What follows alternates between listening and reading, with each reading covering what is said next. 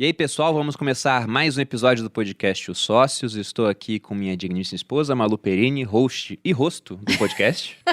Agora sempre essa piada. Olá, pessoal, sejam bem-vindos. E qual é o tema de hoje, Boludinha? Hoje a gente vai falar sobre China por duas vertentes diferentes, né? A gente Exatamente. acabou de perceber isso aqui. Chamamos aqui convidados com conhecimento sobre o assunto, um pegando mais a parte econômica e de investimento e outro mais a parte da política chinesa.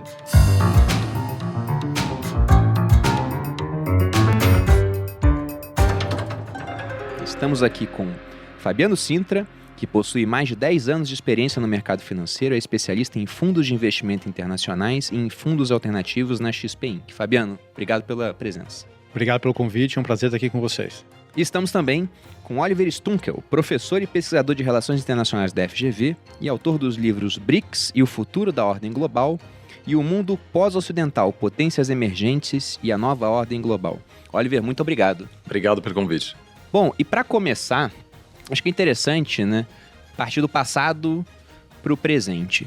Porque até não tanto tempo assim, a China não estava perto de ser uma potência. Tudo bem que se pegar o passado mesmo, a China foi potência durante a maior parte da história.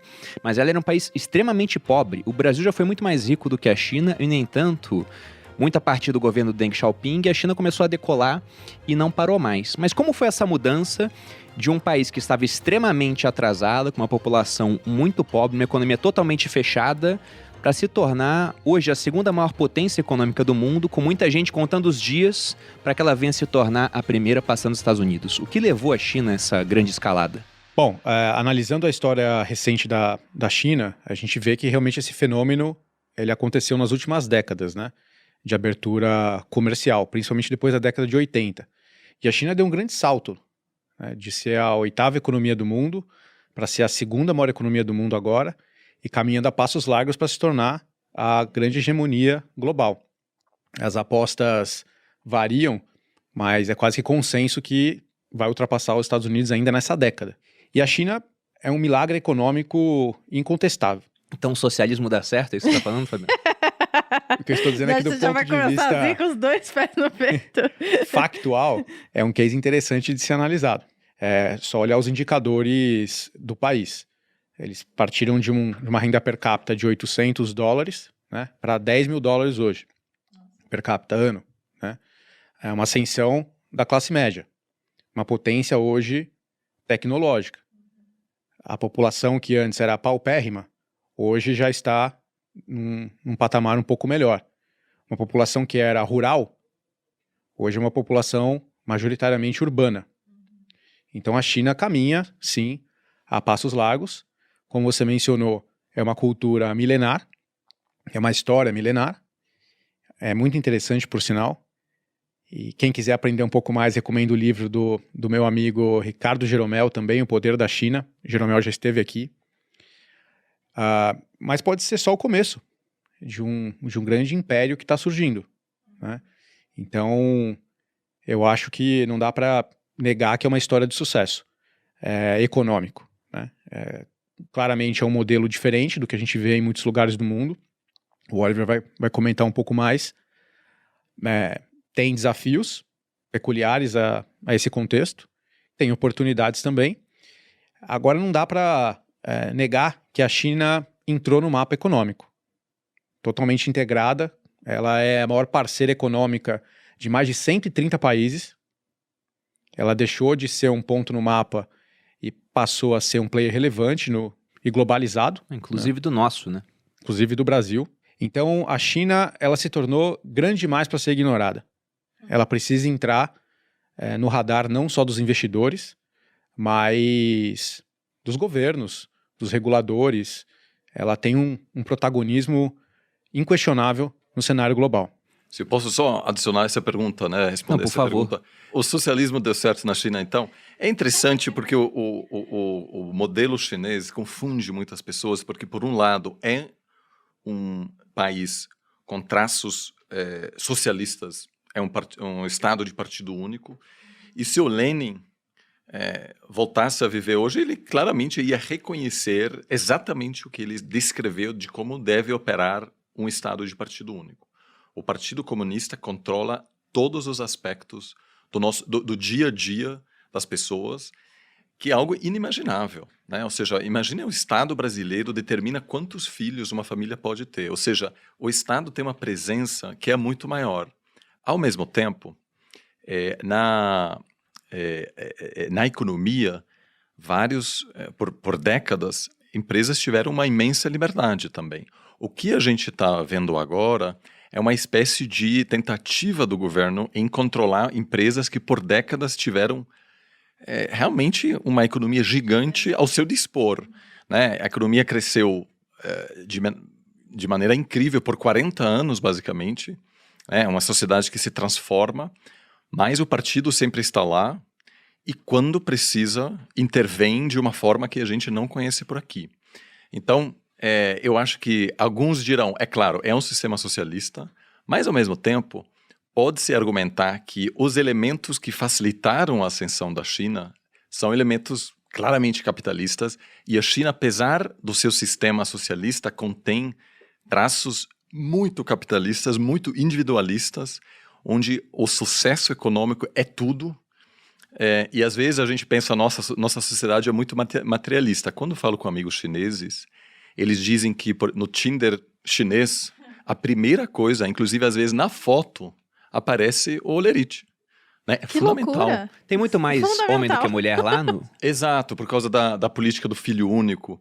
Muitos casais, ao longo das décadas, abortaram quando viram no hospital que iam ter uma menina, então tem um excesso de homens, uma competição enorme. E, daqui a pouco a gente vai falar disso, o setor imobiliário é fundamental para a cultura chinesa, porque não dá para casar sem ser dono de um apartamento, pelo menos.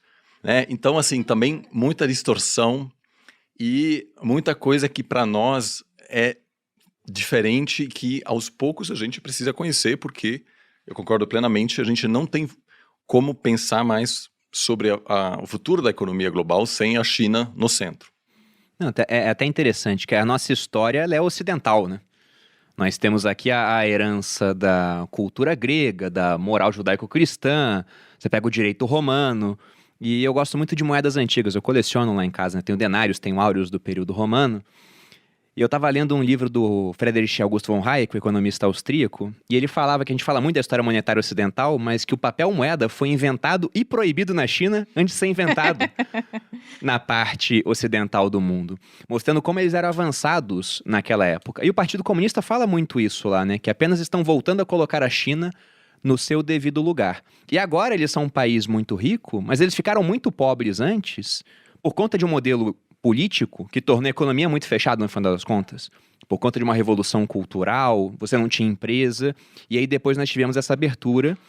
E como é que funcionou essa abertura naquela época, lá no começo? Porque as empresas tinham muita liberdade, mas isso não era em toda a China, era em alguns locais específicos, não era? As zonas econômicas especiais. Pode falar um pouco disso pra gente? Claro, então, e também certamente você saberá comentar até mais do que eu, né? Assim, do ponto de vista político, o partido sempre foi muito pragmático. Muitas vezes a gente pensa, poxa, um governo socialista, enfim, tem sido na história muito mais pragmático do que os governos soviéticos, por exemplo. Inclusive rachou em algum momento com a Rússia, porque percebeu que era preciso adotar uma outra estratégia, e foi justamente nesse momento que o governo americano percebeu que havia um espaço, na época do Kissinger, de se aproximar da China, iniciar uma relação econômica e aproveitar dessa abertura. A China sempre fez muitos experimentos, muitos bem-sucedidos, outros não, em zonas especiais, e fez uma análise bastante rigorosa de como, por exemplo, uma abertura, como o direito a ter uma empresa privada ia impactar indicadores econômicos, como ia impactar a sociedade.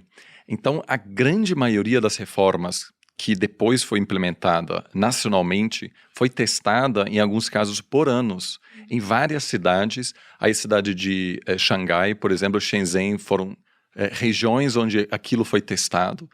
E, dessa forma, houve um planejamento centralizado que, devido à ausência de eleições, por exemplo, permitiu testar e implementar reformas que, de novo, muitas vezes não foram tão bem sucedidas. A gente também precisa levar em consideração que outros países como o Vietnã também tiveram muito sucesso. Não é só a China na Ásia, né?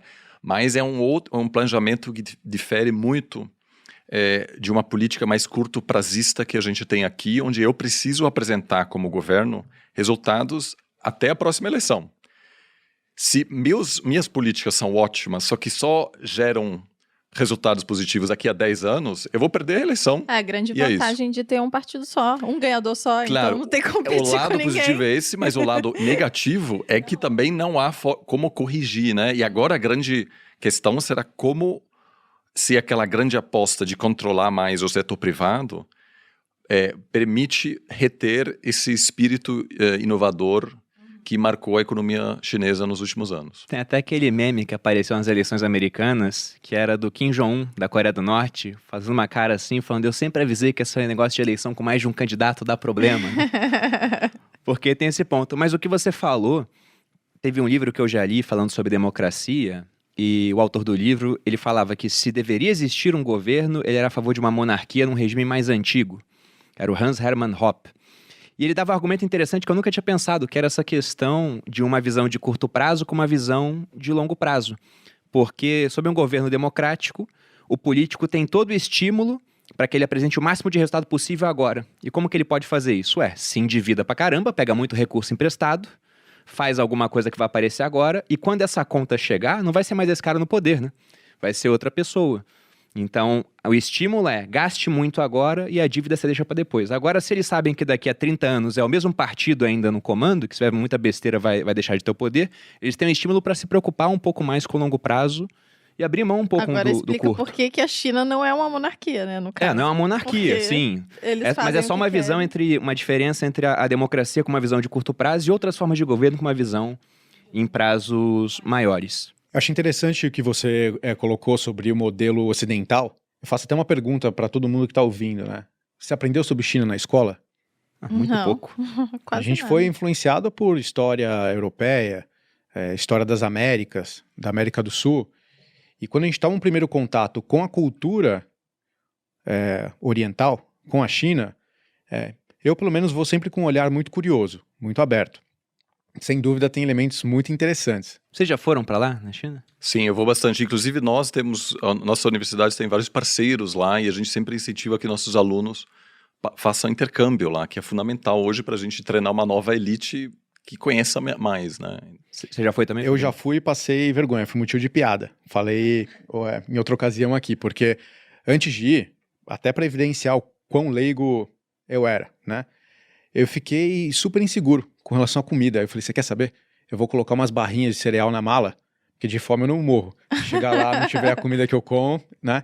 E, para minha surpresa, uma economia super desenvolvida. McDonald's. Prédios, empresas, restaurantes de primeiríssima linha, mais alta gastronomia, né? Então, fui motivo de piada, assim, né?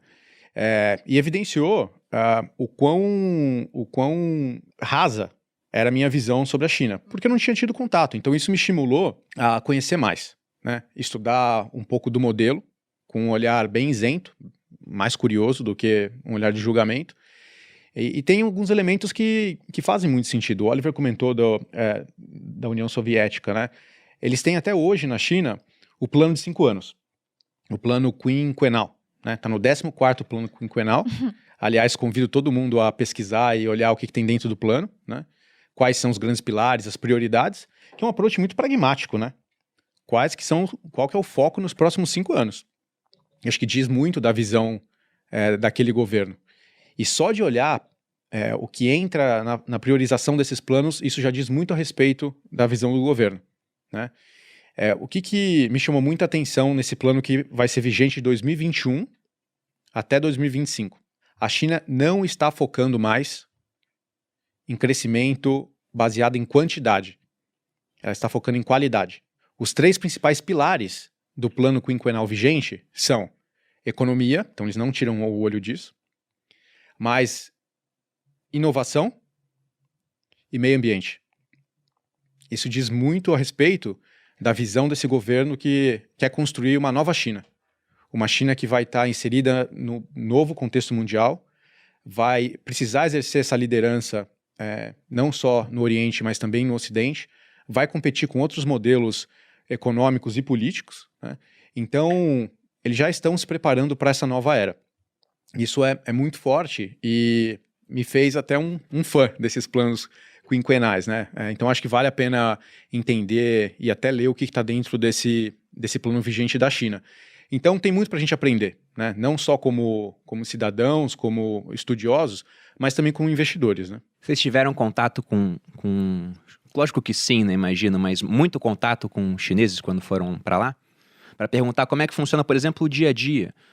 Porque tem coisas que, de certa forma, são inimagináveis para quem vive num país onde as redes sociais são totalmente liberadas. Então, dando um exemplo, todo dia alguém entra na rede social e você pode xingar Deus e o mundo lá, né? Falar da 10ª geração da família do presidente. E nada acontece. Já na China, eu desconfio que não seja assim. Então, como que eles conseguem lidar com essa dualidade, onde você tem, ao mesmo tempo, em algumas áreas, principalmente, muita liberdade econômica. Eu fui procurar Hong Kong no ranking de liberdade econômica, que já teve lá em cima, agora eu não achei, né? E também a gente teve há pouquíssimo tempo a China retomando Hong Kong. Mas pegando a China como um todo, ela é o número 107 do ranking de liberdade econômica da Heritage Foundation. O Brasil é 143. Então a gente fala muito a China, mas eles são mais livres economicamente do que a gente. Só que liberdade econômica é apenas uma vertente. Você tem liberdade para agir, mas a liberdade de se expressar e de pensar coisas diferentes é meio restrita. Então como que eles lidam com isso? Então, isso é uma pergunta excelente. Eu estive em 2018, passei alguns meses no país para lançar a versão em chinês do meu último livro. Nossa. E isso foi muito interessante porque, primeiro, foi uma longuíssima negociação, porque é um livro que fala sobre o mundo cada vez mais chinacêntrico.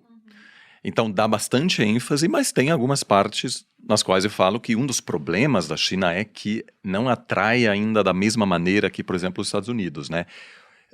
Ou a Europa até, né? Eu vejo isso, atualmente cuido do nosso sistema de programa de intercâmbios. E a grande maioria dos alunos quer ir para a Europa, quer ir para os Estados Unidos, alguns querem ir para o Japão, poucos querem ir para a China justamente por essas questões. Os melhores querem ir para onde? Olha, depende. Hoje em dia tá tudo assim, tem alunos excelentes querendo ir para Espanha, Canadá, Nova Zelândia, Coreia do Sul. Não tem mais um país onde todo mundo quer ir, né? Mas, claro, eles perguntam, e aí, professor, como que eu faço para acessar meu Instagram, meu WhatsApp? E é preciso ter um VPN, e é preciso baixá-lo antes, é preciso tomar um pouco de cuidado.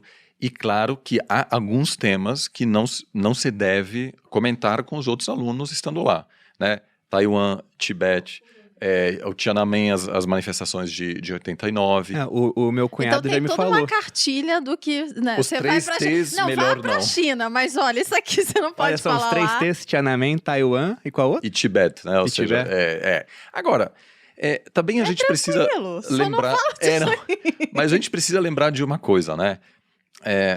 A economia chinesa cresceu tanto que uma pessoa com, vamos dizer, 40 anos, dobrou a sua riqueza pessoal várias vezes ao longo da vida.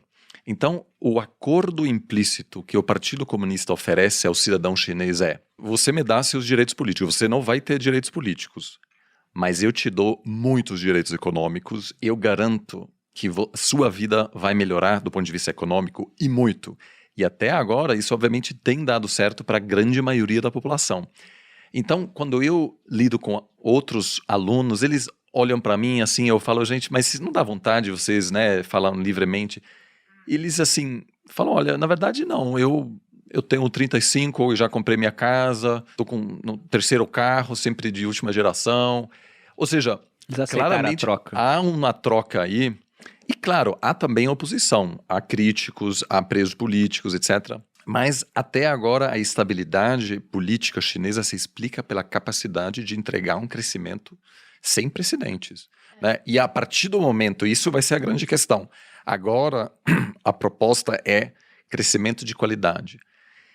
E a grande aposta é: a população chinesa vai aceitar porque tudo que o Partido Comunista dá não é participação, é avanço econômico, geração de riqueza. Então, eu conheço alguns chineses da minha geração muito bem, ninguém até agora disse para mim, olha, eu espero muito que a China vai se democratizar. Eu, por exemplo, não acho que a China nos próximos anos vai passar por um processo de ruptura política, desde que o governo consiga entregar realmente o que está prometendo. Essa parte dos 3 T's que você falou, eu não sabia que eram 3 T's. Mas acho que foi seu irmão que falou pra mim. Ou se não foi seu irmão, eu vi em algum outro canto. Mas o irmão da Malu gosta de jogo online, né? E tem muito chinês, eles lideram rankings de jogos online. E fala que pra derrubar um chinês do jogo, basta digitar lá, Tiananmen Square, foi. o massacre da Praça da Paz Celestial, porque isso não é alguma coisa que, embora as pessoas lá devam saber que aconteceu, eles não dão ampla divulgação, que o que estava acontecendo. E até um ponto interessante, a China conseguiu resistir quando vários outros países que tinham adotado o socialismo caíram. Se a gente for ver, em 86 teve Chernobyl, aí em 89 caiu o Muro de Berlim, em 91 caiu a União Soviética. Quando isso aconteceu, Cuba passou por protestos também na década de 90, porque perdeu um parceiro comercial importante. A China começou também a ser afetada por conta disso. Então você teve protestos lá. Muita gente acreditou que poderia levar até uma queda do governo, e não levou. E eu achei interessante essa parte dos 3 T's, porque de fato a China não é um país legal pra você ter como Sim, vizinho, daí né? eles, segundo ele, diz que cai a pessoa. Eles tiram, eles tiram. A pessoa que tá jogando, eles tiram. Mas isso Aí mostra que a cai China não é um rede. país legal para se ter como vizinho, porque outro dia também tiveram escaramuças entre os indianos e os chineses em regiões fronteiriças. Eles são uma potência que querem se expandir, ficam tentando colocar bases no mar territorial. Na verdade, só brevemente sobre o aspecto geopolítico, a China é uma potência que tem um potencial de não só se consolidar como uma potência regional, mas de superar, né, como a gente acabou de ouvir, os Estados Unidos. E de certa maneira é natural que uma potência com este potencial buscará se consolidar no seu entorno, né? Os Estados Unidos fez o mesmo 100 anos atrás nas Américas, inclusive no século XIX o presidente Monroe desenvolveu uma doutrina, a doutrina Monroe, dizendo ninguém mexe nas Américas, porque essa é o nosso quintal, que é um movimento típico de um país que tem ambições globais. Então, de certa maneira, o grande desafio chinês agora é vamos dizer, não necessariamente ocupando outros países, mas deixando bem claro que a China é que controla economicamente a Ásia e os Estados Unidos fará de tudo para fortalecer os vizinhos da China, Índia, Japão, Coreia do Sul, para não permitir que a China possa expandir. E essa também é uma das razões pela paranoia chinesa, né, com essas questões, que cada vez mais é uma convicção na China de que os Estados Unidos fará de tudo para impedir a ascensão chinesa. Então, quando alguém vem falando desses 3 T's, é sempre visto num contexto, você está querendo desestabilizar a China. Então, isso também vai piorar. Eu acho que a piora na relação entre Estados Unidos e China está apenas começando e vai ter grandes consequências também para o mercado financeiro. Olha, pensando nessa questão do crescimento econômico da China, que foi assombroso aí ao longo das últimas décadas, e que até hoje é muito grande, né? O quanto a gente pode confiar de fato nesse crescimento? Porque no PIB, por exemplo, você tem vários dados entrando lá, então esse monte de prédios que foram construídos na China, que viraram cidades fantasmas, sabe, estatísticas aí falando que você conseguiria transportar população de países inteiros para morar nessas cidades desocupadas da China, né? 90 milhões de residências lá foram construídas, tudo isso conta pro PIB. E agora tem alguns sendo destruídos, aí conta de novo pro PIB. Então, o quanto disso foi crescimento de fato, dá pra gente avaliar.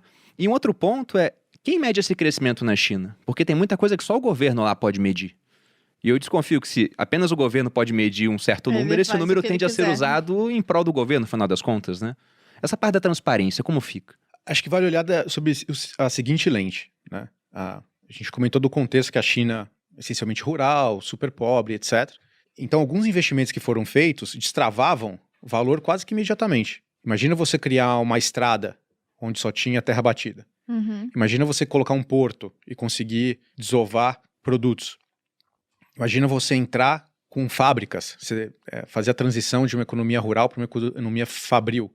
Então fez sentido por muito tempo e ajudou a China a crescer uma velocidade galopante, né? Só que não necessariamente o que trouxe a China até aqui é o que vai levar a China adiante. Você já tem agora centenas, se não milhares de portos. Será que se você lançar mais um porto vai destravar tanto valor assim? Não. Mais uma estrada? Mais um prédio? Então, isso ajuda a compreender a visão do governo, que o crescimento não está mais ancorado quantitativamente, mas qualitativamente, né? Então, o que a gente vê hoje? Que ela está focando em fatores de crescimento como inovação tecnológica, serviços, então mais uma transição da economia fabril para uma economia de serviços, e demanda interna. Olha só, 1,3, 1,4 bilhão de pessoas na China, olha o potencial de consumo de demanda interna, com certeza. né? E ainda de uma população que está ganhando o poder de compra. A renda per capita está crescendo, a classe média está em ascensão. Então, é uma força muito grande. Quando a gente olha a China de alguns anos para cá, o PIB sempre foi muito dependente das exportações, né? 35% do PIB da China era focado em exportações. Hoje já caiu para 18%. Então, ela está cada vez menos dependente das exportações e cada vez mais apoiada nesses pilares. Desenvolvimento tecnológico, serviços e demanda interna. A gente falou dos Estados Unidos, né? Quando a gente levanta a ideia de startups, inovação, o caldeirão, né, das startups, que lugar que vem à nossa mente? Estados Unidos. Estados Unidos. Vale Israel, Califórnia. né? Vale do Israel é Silício. forte. Hoje o burburinho de venture capital está acontecendo na China. Ela tem liderado várias frentes, áreas de e-commerce, de gaming, 5G. A 5G tá rolando leilão pelo mundo aí, mas vários países queriam proibir a China de participar, por medo da questão de dados, né? De estarem pegando. Hoje os Estados Unidos, eles produzem em torno de 48% dos unicórnios. A China já vem na cola com 35% dos unicórnios. Caramba, quase todos então estão nesses dois países. É o burburinho. Se você for olhar as novas startups, as fintechs, o venture capital, a China está em primeiro lugar nas fintechs. A China sozinha supera Estados Unidos e Alemanha somados. Para quem não sabe o que é unicórnio, é como se fosse a top startup. É quando vale mais de $1 bilhão. Eu sempre Exatamente. esqueço o número, mas é a melhor, a mais fodana. Então, é só olhar a tendência. A China é o caldeirão. É o novo epicentro desse movimento de inovação e tecnologia do mundo. Então, se você for um empreendedor, o primeiro lugar que você tem que olhar para testar a sua ideia ou para ganhar capital é na China. É ali que está acontecendo, né? Então, sem dúvida, esse modelo de crescimento ele está se transformando, cada vez mais apoiado em qualidade, inovação tecnológica. Olha o contraste, a gente falou do WhatsApp ou das ferramentas, das plataformas que não estão disponíveis na China, né? Mas quais são as grandes big techs hoje? As que substituíram as que não estão disponíveis lá. Elas estão na China. Uhum. O TikTok é chinês. O TikTok da ByteDance, que é uma empresa chinesa. Não sei se depois a operação foi vendida fora de lá, mas eles proíbem o WhatsApp, aí tem o WeChat. Eles proíbem a Amazon, mas tem o aliás, Alibaba. O WeChat é muito superior ao WhatsApp. É um serviço que inclui um eBay, um LinkedIn, enfim, Tem tudo dentro de uma ferramenta. um aplicativo muito poderoso. Pois é, eles proíbem alguns para criar os deles depois. Então pensa, se você for investir, não estou induzindo a uma resposta, mas para refletir mesmo, se você for investir, você gostaria de estar mais posicionado nas gigantes americanas ou nesses foguetinhos chineses? Quem vai dominar? Quem são os future leaders? A liderança futura na tecnologia. Chegaremos nessa parte. Eu ia dizer que o Bruno tem uma Minha tese opinião é um pouco meio diferente assim da estranha. sua. Mas eu só queria agregar que as empresas chinesas têm uma grande vantagem também, né, que tem a ver com isso. O uso de dados nos Estados Unidos, né, na Europa, é muito mais regulamentado, obviamente. Agora isso aos poucos vai mudar, mas nos últimos anos, né, o Didi, por exemplo, que é o Uber chinês, teve total liberdade para acessar os dados dos seus usuários e, em função disso, conseguiu desenvolver produtos com muito mais facilidade, porque não encarou nenhuma preocupação, por assim dizer, sobre questões de privacidade, etc. E muitas vezes o governo chinês conseguiu ter acesso para dizer, olha, está tendo muita demanda para corridas desse lugar para um outro bairro. Vamos, então, dobrar o número de conexões de ônibus que circulam lá. Então, no quesito cidades inteligentes, cidades sustentáveis... Tá querendo dizer que eles têm todo o acesso? Então isso é pro bem. Não, digo, é muito problemático. O que eu digo é, do ponto de vista de crescimento lógico, e de tudo tem um lado desenvolver bom, produtos obviamente. que atendem, e de certa maneira o TikTok é produto disso. Sim. Né? Do ponto de vista tecnológico, é mais sofisticado do que o Instagram. Não, dizem que o algoritmo do TikTok... É É que eu consumo perfeito. muito pouco o TikTok. Mas o que eu fiquei assombrado lá, eu criei meu perfil esse ano. E não fiz uma dancinha ainda, que fique bem claro. Que coisa, irmão. Só coloquei trechos do podcast. Já tá com 500 mil seguidores lá. E outro dia, encontrei uma moça que ela falou, eu te sigo no TikTok. Eu falei, mas por que no TikTok? Daí ela falou, é a rede que eu mais gosto. Inclusive, eles bateram há pouquíssimo tempo a métrica de 1 bilhão de usuários ativos mensais. Estão colados no Instagram, que tem 1,5. Facebook ainda é o líder. Eles passaram o YouTube em tempo de tela. Então, você pega o tempo de tela mensal que uma pessoa fica no YouTube, gira em torno de 22 horas, na média. E no TikTok ficou em 24. E ela falou que gosta de lá porque o algoritmo mostra pra ela o que ela quer ver, mesmo que ela não saiba que ela quer ver ainda. Ela fala, nossa, você consegue pouco assistir assustador vídeo? também, mas funciona. Pois é. Daí você fica lá pra sempre em looping, porque ele só mostra o que você gosta. Tá Exatamente. doido. Eu não consumo TikTok ainda. Mas eu tô com uns dados aqui sobre China que eu acho interessante para apoiar essa parte do crescimento econômico. Os anos de menor crescimento na China desde 1990 foram em 2018, com um crescimento do PIB de 6,6%. Pensa quanto que o Brasil cresceu 6% o último ano, né? Vai ter que retornar bastante no tempo. 2019, 6,1%. E na década, 1/3 de todo o crescimento do planeta veio da China. Então é absurdo o que eles fizeram. Se a gente for pegar, em 1981, mais de 88% dos chineses viviam com menos de $2 por dia. 30 anos depois, menos de 2% vivem assim. Então, de 88% de pessoas extremamente pobres para menos de 2%. O que eles conseguiram fazer em termos econômicos foi, sem dúvida nenhuma, notável. Isso a gente tem que reconhecer. E aí veio o dado que até entra nessa questão dessa possível crise imobiliária lá. A China consumiu mais cimento em 3 anos com esse crescimento, e por isso o boom das commodities, né? Uma população rural que consumia pouco, indo para a cidade com muito mais recurso, consumindo muito mais, querendo comprar um imóvel para casar, como o Oliver colocou. Então, em 3 anos, eles consumiram mais cimento do que os Estados Unidos em todo o século XX.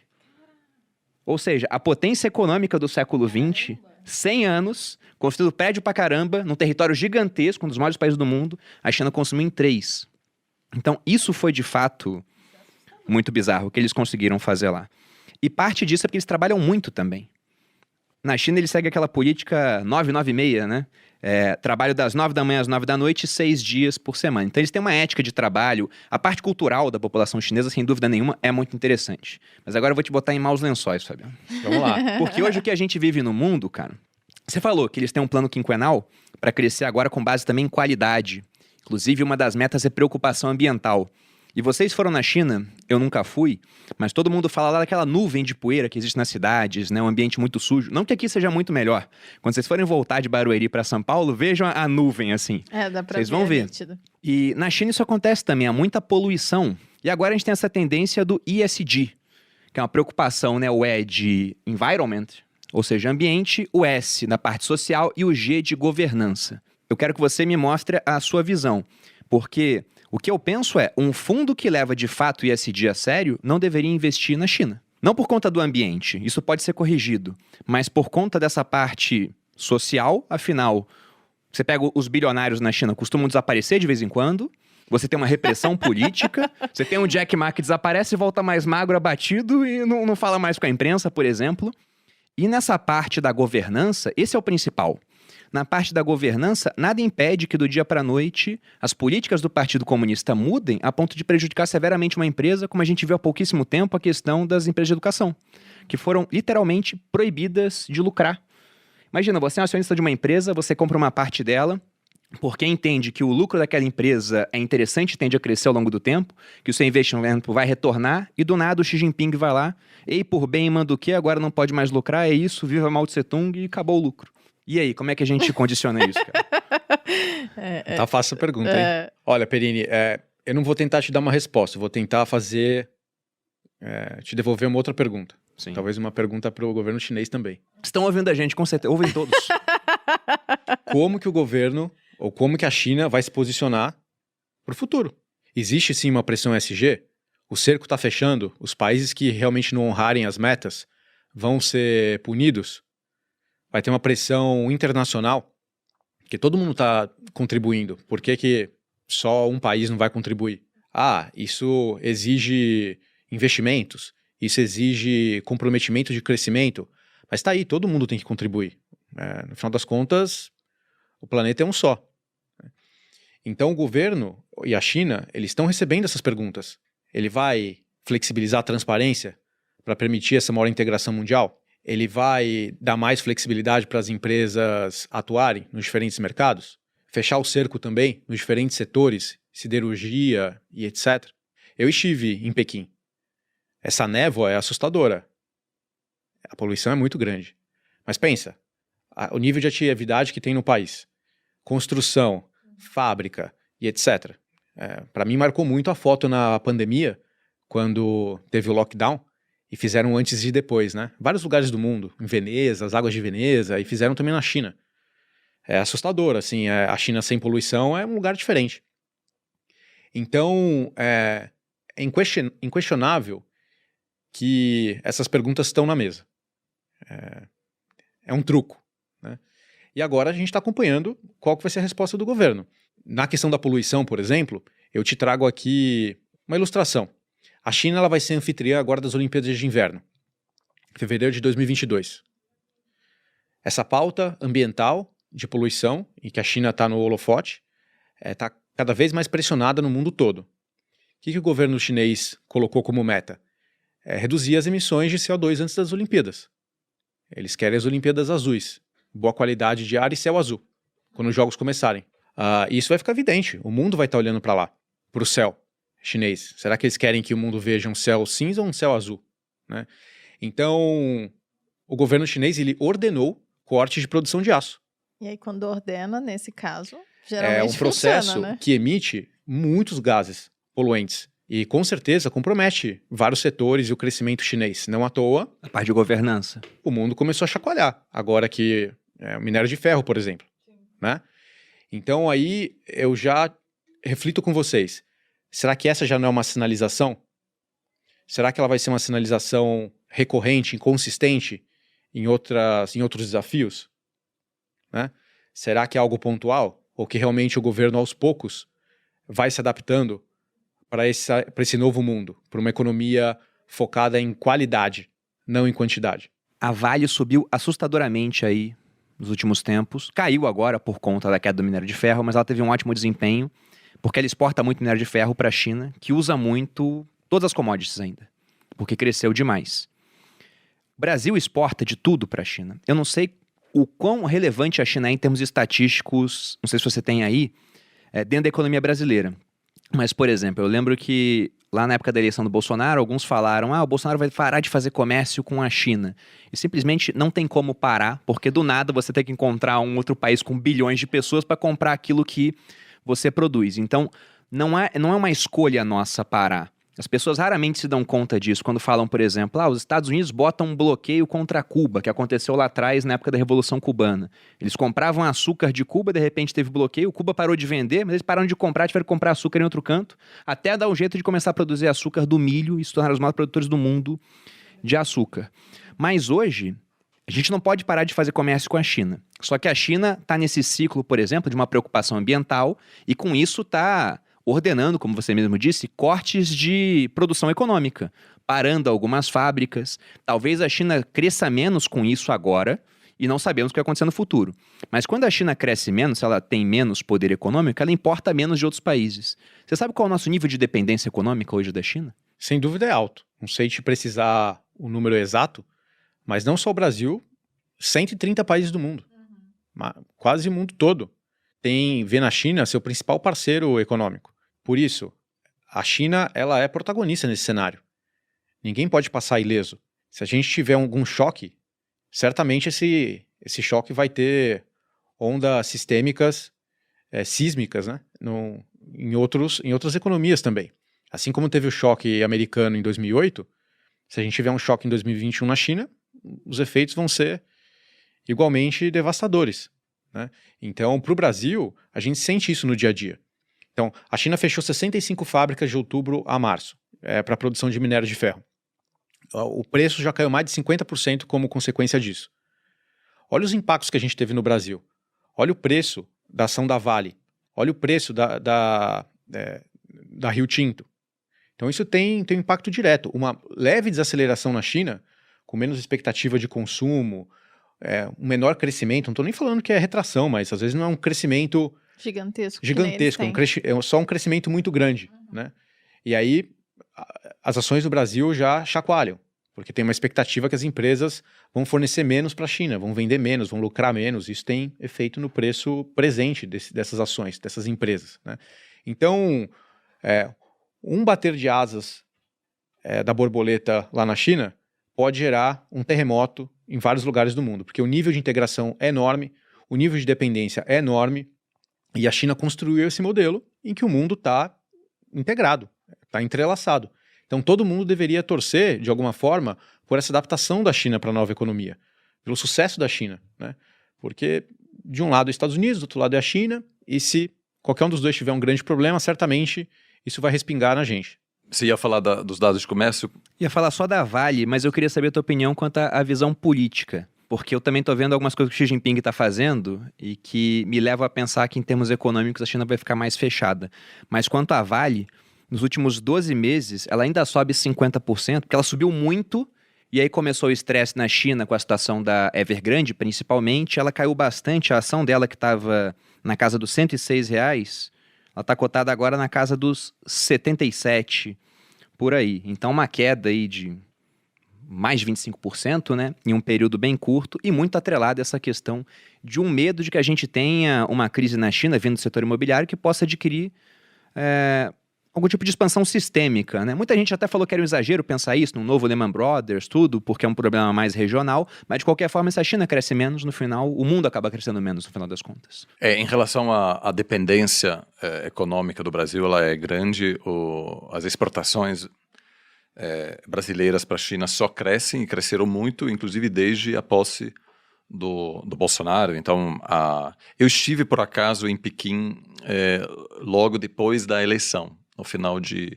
18. E havia alguma preocupação, eles não, saiu nas conversas, um pouco na imprensa, que o Bolsonaro tinha estado em Taiwan durante a campanha. Isso é um tema muito sensível.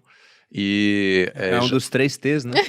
Exato. Foi já naquela época que houve uma movimentação rápida dos governadores, de várias pessoas no Congresso para dizer, olha, eu sei que a gente sabe que é importante para mobilizar uma parte da base, etc., mas vamos tomar um pouco de cuidado. E várias pessoas, a Cátia Abreu, a Tereza Cristina, né, ministra da Agricultura, foram fundamentais, o vice-presidente Mourão, para visitar Pequim e baixar a temperatura. Houve alguns problemas, mas a China também tem uma visão de longo prazo. E quando eu estive em Pequim, eu perguntei, vocês se preocupam? E eles falaram assim, você acha que o Bolsonaro vai governar por 20, 30 anos? Eu falei, olha, eu acho que não. Então ele falou, então tá bom, então a gente não vai mudar a nossa previsão da relação com o Brasil, que é fundamental. Para eles, o Brasil é muito mais importante, e eu posso dizer, olha, eu viajo com frequência para Pequim e para Washington. Em Pequim, o Brasil é muito mais importante. Para alguém do Brasil falar com uma pessoa relevante em Washington é complicado. Só se for falar da China. Aí sim, abrem-se as portas. Então, a primeira coisa que o Trump perguntou ao Bolsonaro, quando o Bolsonaro fez sua primeira viagem a Washington, foi: me ajude a conter a China na América Latina. É a única coisa que o Trump quis do Bolsonaro. E quando o Bolsonaro sinalizou que o Brasil não tem como ajudar os Estados Unidos a limitar a influência chinesa, havia muito pouco espaço para, de fato, fortalecer essa relação.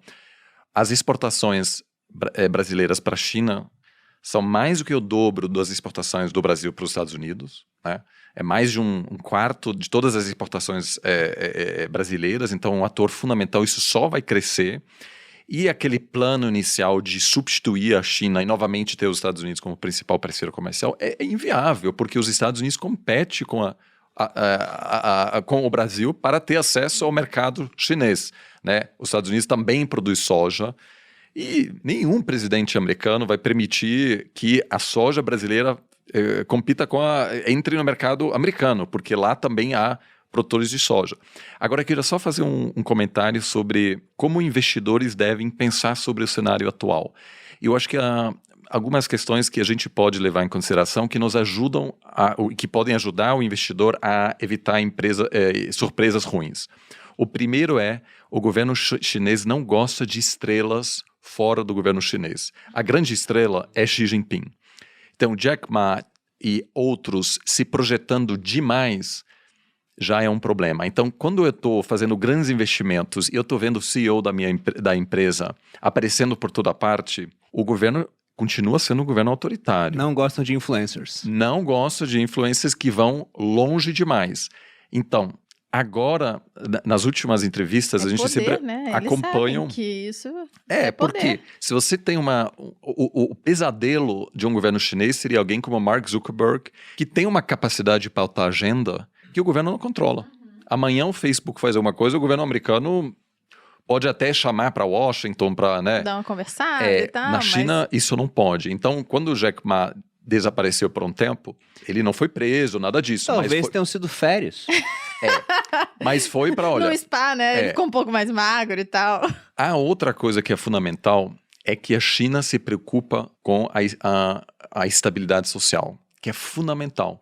Porque o crescimento também gera desafios. Vamos lembrar que no Brasil, as manifestações de 2013 aconteceram em parte porque cresceram muito as expectativas. O Brasil tinha passado por anos de crescimento e as pessoas, de repente, queriam um governo melhor, serviços públicos melhores. Na China, essa situação acontece há 4 décadas. As pessoas têm muitas expectativas. Então, o governo quer estabilizar. Então, por que fechou, por exemplo, as empresas de educação? Porque estava começando a haver preocupação social, tensão social, porque o custo de educar o filho era tão alto, e às vezes mesmo gastando milhares de dólares, você não conseguia colocar ele na faculdade, na melhor faculdade. Então, a China quis democratizar esse mercado, e o mesmo para games, por exemplo. Agora, a obrigação é que, a não ser que o usuário tenha 18 anos, o chinês só pode usar games, porque acho que são 3 horas por dia. Uma coisa boa, tá vendo? Uma coisa boa. O governo definiu o que você pode fazer com o seu tempo? Os pais não estão conseguindo, é isso? Eu sou socialista. Por favor, continue. Então, é importante acompanhar um pouco para sentir qual empresa corre o risco de sofrer uma intervenção. E aí é importante que os chefes também falem sobre redução de desigualdade, etc. E agora todo mundo levou um susto e baixou a bola um pouco, começa a tirar foto com oficiais de governo, diz que a gente precisa investir naquela província onde ainda há alguma pobreza. E alguns CEOs foram longe demais, e eu acho que é uma boa maneira da gente definir quais outras empresas podem sofrer uma intervenção. Isso é muito interessante, mas eu gostei do seu comentário sobre a parte de educação.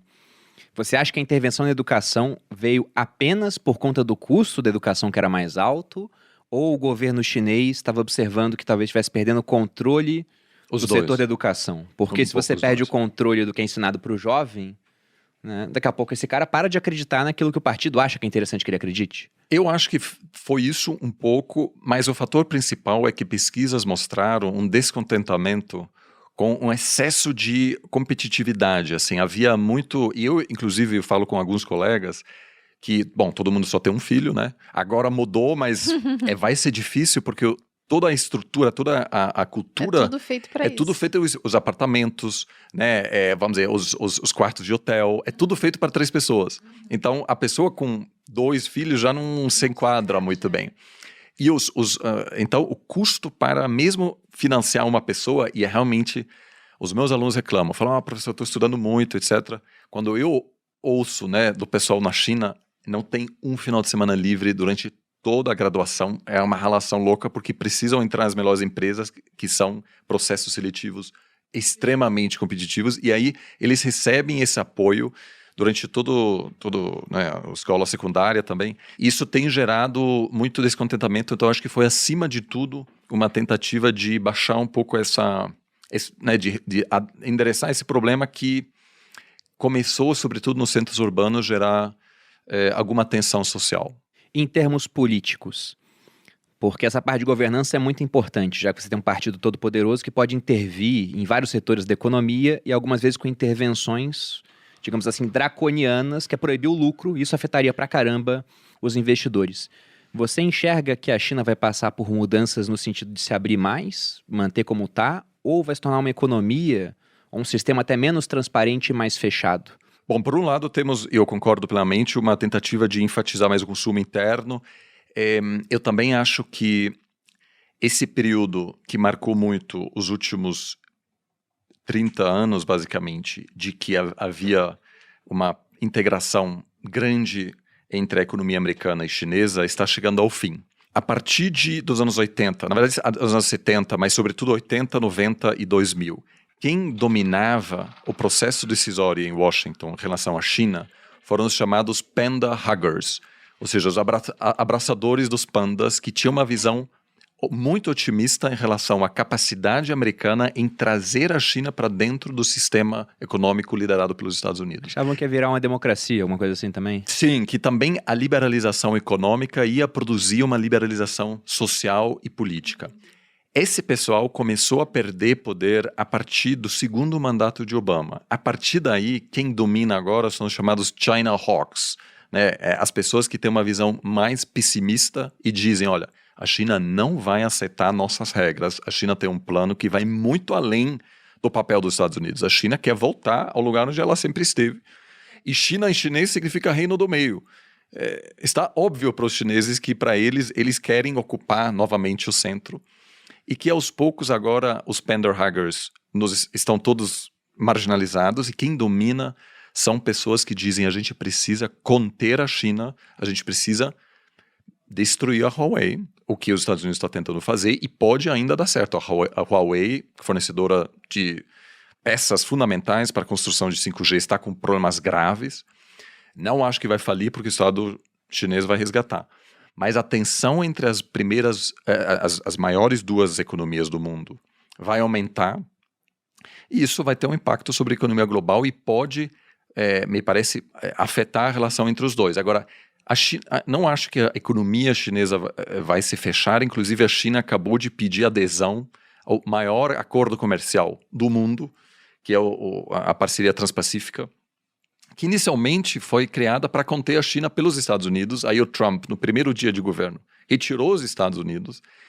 E agora a China está no processo de se abrir. Eu não acho que a China vai se fechar porque, diferentemente dos países ocidentais, a população chinesa não é contra o comércio. Não tem um movimento anti-globalização ainda na China. Então eu acho que a princípio que vai se manter bastante aberta. Vocês conseguem, por exemplo, lógico que é sempre um desafio, mas há um porquê dessa pergunta. Vocês olham 15 anos para o futuro, vocês imaginam a China sem uma liderança do Partido Comunista Chinês? Vocês acham que o partido vai cair ou vai se manter por mais 15 anos? Primeiro que eu acho 15 anos um período muito curto. É curto. Eu muito também curto. acho que não. As mudanças, elas Faz sentido. elas tendem a ser um pouco mais lentas. Sem dúvida, a população chinesa que tem 40, 50 anos viveu um milagre econômico. Deve ter algum nível de gratidão ao governo, ou de reconhecimento ao governo. Agora, como são os filhos dessas pessoas, ou até os netos, que já nasceram numa China mais moderna, já nasceram, em um berço de ouro. Uhum. Talvez o nível de gratidão não seja o mesmo. Talvez o nível de contestação seja maior. O vínculo já é diferente. Talvez 15 anos seja um período muito curto, mas talvez em 50 anos a gente possa ter uma pressão sobre esse modelo. Agora, é um jogo de dominância. É um jogo de xadrez, no final das contas. E esse conflito eu acho que vai continuar. Desde que o mundo é assim, né? E geralmente quem ganha no longo prazo não é o mais forte, não é o mais inteligente, é o mais adaptável. E eu acho que isso é claro para o governo chinês, quais são as adaptações necessárias nesse pulso para eles sobreviverem no jogo. Eu não acredito num modelo em que simplesmente eles vão virar as costas e falar assim, my way or no way. Então, meu jeito ou sem conversa. Porque o mundo vai reagir, né? A China não vai conseguir avançar nesse plano de expansão com essa mentalidade. Então, eles vão precisar se adaptar, ceder, achar o ponto ótimo entre manter essa mentalidade, manter essa ideologia que há tantos anos prevalece no país e, ao mesmo tempo, jogar o jogo do mundo moderno. Você vai dizer que não tem capitalismo na China? Você vai dizer que a China não é globalizada? Os caras estão de Gucci dos pés à cabeça em tudo quanto é Pois lugar do mundo. Você olha um fácil chinês, um reconhecer no bicho aeroporto. todo de Gucci, dos pés à cabeça. Então, eu acredito muito num lugar ao meio. em um ponto de balanço. Eu não vejo assim, um cenário de ruptura. Eu acho que o mundo ele é tão integrado, ele é tão entrelaçado, que a ruptura vai machucar, no final das contas, acima de tudo, a própria China, né? Mas, sem dúvida, um jogo de xadrez. Questionamentos complexos, uma rede complexa de tópicos, em que, aos poucos, eles têm tentado endereçar. A questão das Big Techs, eu vou tentar fazer um contraponto para fins de exemplo, até de reflexão. Talvez a situação tenha saído do controle com as Big Techs nos Estados Unidos. Sem dúvida tem efeitos nocivos disso. O que não faltam são documentários aí na Netflix, né, mostrando alguns exemplos. Se a gente for pensar que o governo chinês, nessa história de controle, tem um tom de vilão, será que no modelo ocidental não é o corporativismo que é vilão? Está manipulando também? Quem vai manipular os nossos dados como usuários? Onde que é menos pior? É uma empresa ou é um governo? Então, em contraste, eu acho que a China está tendo a chance de aplicar a sua visão num problema que ele é global. Ele só está endereçando de um jeito diferente. Eu acho que a situação ela é muito complexa, mas eu acredito que deve amadurecer. Não vai ter grandes rupturas e também não vai ter uma virada de costas para o mundo, porque o mundo depende da China, mas a China também depende do mundo.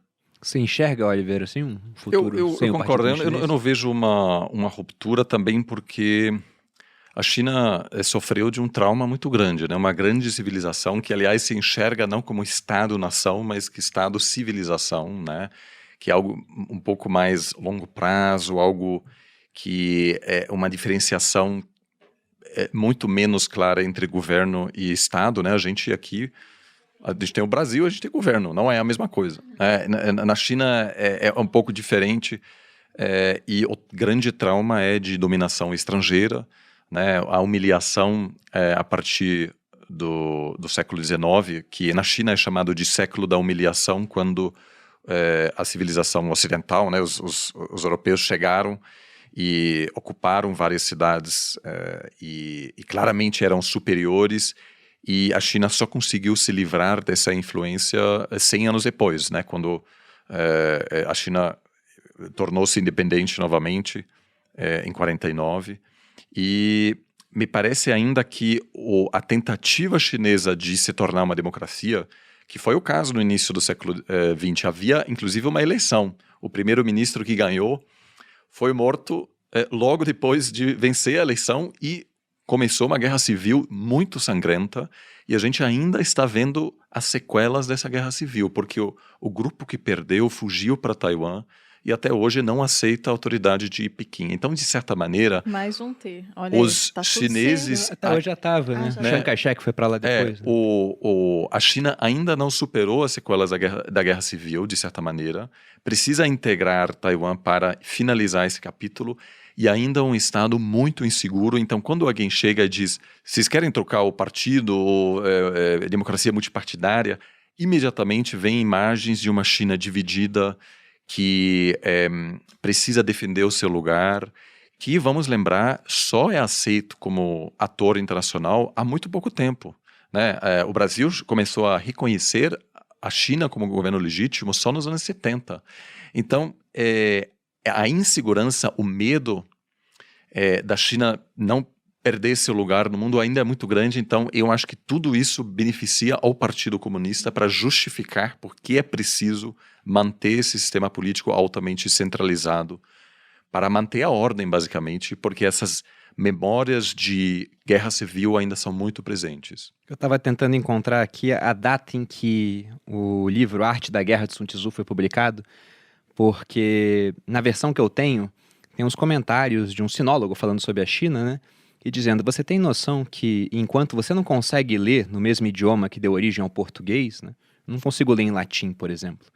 Um chinês de hoje, ele consegue ler no mesmo idioma obras de 2000 anos do passado, e lá a população é extremamente homogênea, 90% é a mesma etnia, então eles têm uma consciência coletiva muito diferente da nossa. Mas o meu questionamento não foi no sentido de uma ruptura. É porque, por exemplo, você é cientista político, né, Oliver? Como é que eram os comentários dos cientistas políticos sobre a União Soviética em 85? Se a gente fizesse um podcast em 1985 falando sobre a União Soviética, Ninguém nunca ia dizer ia ter que gente estavam lá. falando, a União Soviética vai ultrapassar os Estados Unidos, né? Talvez não falassem isso, mas ninguém ia falar, não, esse negócio vai cair em 6 anos. Ninguém falaria isso. E o que aconteceu é que, nas palavras até do Gorbachev, que foi o último dirigente soviético antes da queda, ele falou que Chernobyl foi o tiro fatal no peito da União Soviética.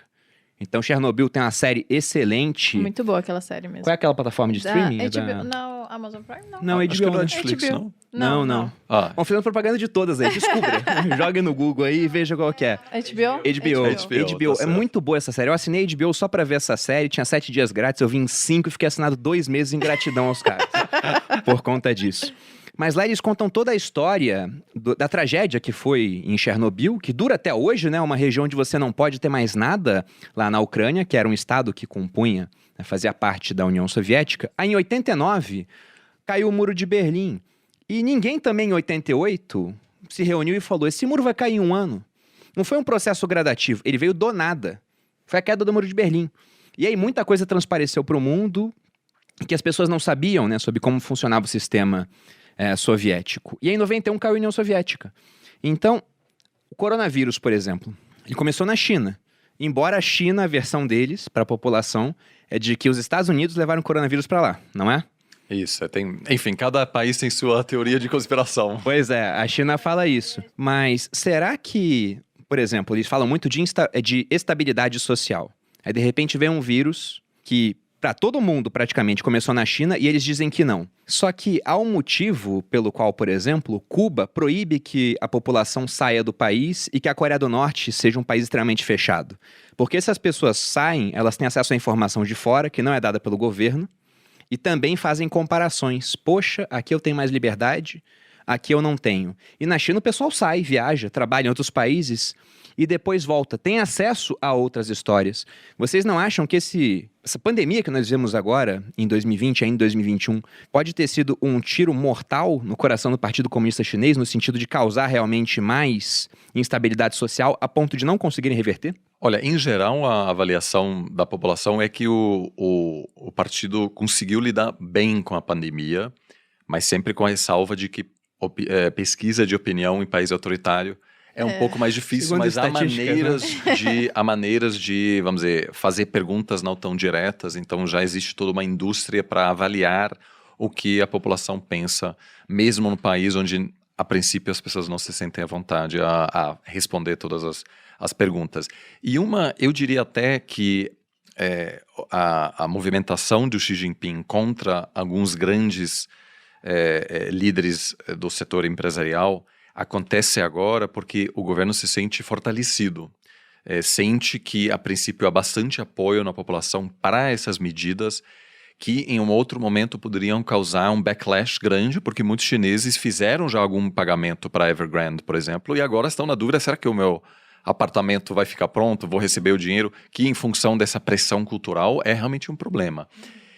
E não me parece que a China hoje tem um temor grande de permitir que seus cidadãos saiam, fiquem sabendo do sistema político americano e dizem eu quero isso para mim. Em parte porque a China faz de tudo para enfatizar os lados ruins da política americana, então fizeram uma festa no dia 6 de setembro, quando pessoas invadiram o Capitólio dos Estados Unidos. E a imprensa chinesa cobriu ao vivo tudo, dizendo, olha aqui, República Bananeira. É isso que é democracia. É caos, etc. Então tem uma operação propagandística forte. É verdade que a maioria dos filhos, inclusive das lideranças do partido, estudam nos Estados Unidos. Então eu, por exemplo, estudei nos Estados Unidos com muitos chineses cujas famílias operam, enfim, têm laços políticos, econômicos, etc. Mas não me parece que hoje, por incrível que pareça, haja muitos... Vamos dizer, não é uma emigração em massa, né? Se você amanhã permite que os norte-coreanos saiam do seu país, você vai haver uma onda de imigração e do mesmo jeito, muita gente vai... Aliás, anteontem, 23 jogadores de beisebol de Cuba, depois de participar de um torneio, fugiram. embora. Não queriam Não voltar voltam para mais. Cuba. Por que será? Pois é. Coisa, né? Mas a China hoje em dia não impõe esse tipo de limitação, em parte porque muitos chineses, inclusive, que estudaram nos Estados Unidos, voltam porque tem mais oportunidades econômicas no país. Tendo dito isso, é sempre mais difícil prever o futuro em países autoritários e é difícil, de fato, saber quando surge um problema, porque o partido tem mais capacidade para, vamos dizer, cobrir certos assuntos. Então, isso sempre é uma ressalva importante na hora de, por exemplo, fazer um grande investimento na China. Não, até por conta disso, a história é Evergrande. Desde o começo da situação, né, para quem não sabe, a Evergrande é uma incorporadora chinesa, uma das maiores do país, que tem uma dívida que já está vencendo, alguns pagamentos não foram feitos, estimada aí na casa dos 300 bilhões de dólares. Só para entenderem, isso é mais do que Vale, Petrobras, Itaú, Bradesco, Banco do Brasil, e pega mais aquele TEF-SMAL 11 e bota na conta junto, né? A gente chega no que são 300 bilhões de dólares. Então é muita coisa. E eu pensei que eles iam resgatar por conta disso, para não gerar instabilidade social, várias pessoas já têm apartamentos comprados, pelo menos para não deixar que essa consequência viesse. Os investidores estrangeiros que eram, por exemplo, acionistas ou tinham lá, né, debentures, né, bonds, títulos da empresa, provavelmente perderiam dinheiro. Só que essa é uma empresa de várias que trabalham com essa parte de construção na China, e muita gente fala que na China você tem uma bolha imobiliária, que você tem uma bolha de crédito, né? Muito crédito sendo dado na economia. Então, pensando nessa parte de investimento, Fabiano. Mas peraí, não entendi. Ela quebrou? Não, ela não quebrou, mas ela tem uma dívida muito grande e pode vir a quebrar se o governo pode vir a resgatar. quebrar, entendi. Tem como você falar um pouco mais dessa situação da Evergrande, de reflexos disso, e também, pensando no cara que ele está assistindo esse podcast e fala, olha, vale a pena eu ter um pouquinho do meu patrimônio em China, no final das contas. Como é que ele poderia se expor? Bom, você tocou num ponto central que a gente viu o setor imobiliário americano estressado em 2008 e agora é um ponto de interrogação no mercado imobiliário chinês. Sem dúvida, a Evergrande ela é uma gigante do mercado imobiliário na China, uma das principais incorporadoras. É um conglomerado, né? Ela tem várias linhas de negócio, essa de construção é uma das principais. E o setor imobiliário sempre foi muito relevante no PIB da China. A gente viu a quantidade de pessoas nas últimas décadas que foram para as cidades, elas precisavam de lugar para morar. Como o Oliver comentou, precisavam de lugar para casar.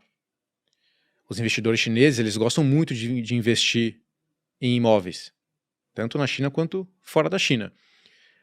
Mais de aproximadamente 60% do patrimônio das famílias na China são atreladas a imóveis. Né? Então, sem dúvida, é um mercado muito popular. E o modelo de negócio de uma incorporadora, ele é muito baseado nesse aquecimento do mercado. Então, enquanto você está vendendo empreendimento, você já está recolhendo esses inputs, já está lançando um outro projeto, porque você sabe que o crescimento ele é certo, né? Tanto em projetos residenciais quanto em projetos corporativos. E você entra nesse estado de alavancagem, de tomar dívida para já financiar novos projetos, mas sempre com uma premissa básica, que é o crescimento vai seguir e o mercado vai continuar aquecido. Se você mexe nessa premissa, por algum motivo, toda essa lógica ela pode colapsar, porque você vai ter muita dívida, não vai ter os negócios que você estava imaginando ter, né? E gera um efeito dominó. Né? Então, não é de hoje que o governo ele tem uma preocupação com a alavancagem desse setor. Tem uma preocupação com a bolha, com os preços. Né? E eles têm um lema que casa é para morar, não é para especular. Eles tentam monitorar isso e exercer da sua influência como governo para manter isso sob controle. Então eles vieram com várias intervenções. Talvez seja mais um setor com intervenção. Eles colocaram um teto para os empréstimos bancários, eles levaram a desincentivo dos bancos para as incorporadoras, tentaram, de certa forma, deixar a empresa desalavancar sozinha, ou seja, se virar para pagar essas dívidas e manter a situação em controle. Né? O fato é que isso gerou, nas agências de rating globais, que avaliam capacidade das empresas de honrarem as suas dívidas, um rebaixamento. Falei, olha, com esse mercado mais aquecido, com essas imposições de controle do governo, essas medidas macroprudenciais, as incorporadoras vão estar sob estresse. Então, elas tomaram dívida, o crescimento não vai vir na intensidade que se esperava. Então, vou rebaixar a capacidade percebida de honrar as dívidas dessas empresas. Isso gerou um nervosismo no mundo todo. O que vai acontecer? Será que essa incorporadora vai quebrar? Se ela quebrar, qual que é o efeito cascata que isso pode gerar no setor imobiliário chinês? Como isso pode contagiar a economia chinesa e, por consequência, a economia mundial? Será que é algo específico da Evergrande na China, algo temporário que vai gerar algum tipo de conflito, mas que vai ser contornável? Ou vai sair do controle e vai gerar um efeito dominó? Então, esse tema gerou muito nervosismo no mercado financeiro chinês e no mercado financeiro global. Quando a gente para olhar com um pouco mais de detalhe, quem são os principais detentores, as contrapartes dessas dívidas da Evergrande? Quem é que recebeu bonds, títulos de dívida e entregou dinheiro para a incorporadora? São os principais bancos chineses. E os principais bancos chineses são estatais, né? Então, o governo chinês, ele teria tanto a condição de intervir nessa situação e também teria a condição de resgatar ou absorver esses danos dentro do ecossistema chinês. Ele não quis fazer isso, deixou a empresa renegociar, rolar a dívida, achar mecanismos para corrigir a rota, vamos dizer assim, ao invés de intervir. Então, por hora, foi uma sinalização positiva para o mercado, mas sem dúvida é um tema que vai continuar no radar dos investidores globais. Será que realmente parou por aí? Será que tem outras incorporadoras que vão estar na mesma situação em breve? Será que essa desaceleração imobiliária chinesa ela está só no começo? Ela vai continuar? Quais são os efeitos colaterais de toda essa intervenção e dessa pressão regulatória, né? O fato é que gerou todo esse nervosismo. Nem todo mundo tinha ouvido falar da Evergrande, agora muita gente conhece. Até o nome é bom pra gente, é fácil de falar, né? Não um nome complicado. Eu acho que no final, a gente vai ficando cada vez mais antenado no que está acontecendo na China.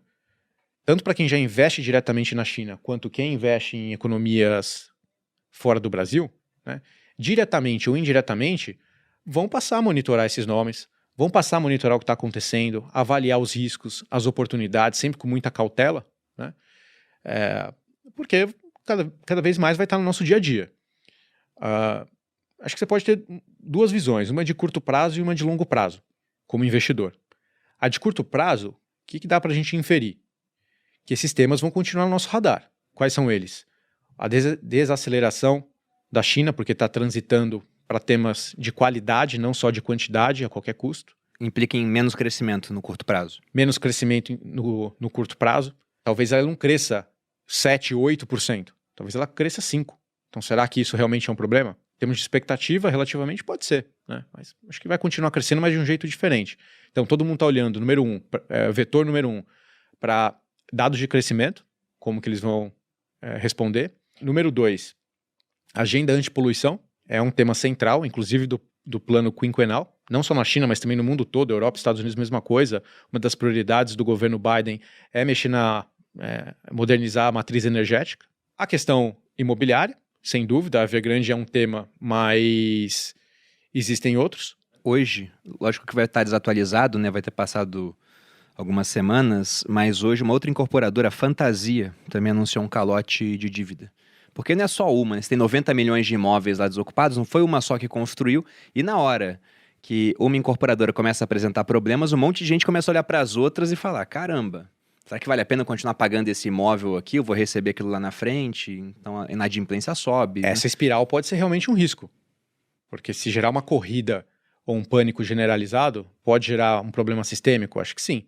Por hora, me parece algo contornável, mas sem dúvida vale a pena monitorar. E por último, os apertos regulatórios, né?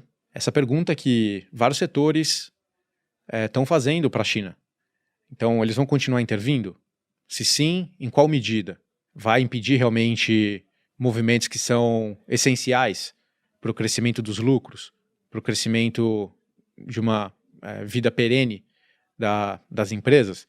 Então, são 4 grandes temas que estão no radar, vão continuar no radar no curto prazo. Isso gera volatilidade nos mercados, Então, né, tem um dia que vai para cima, tem um dia que vai para baixo, chacoalha muito, é um voo que chacoalha muito. Então, no curto prazo, isso deve continuar, até que a gente tenha mais certeza, ou pelo menos mais visibilidade do que vai acontecer.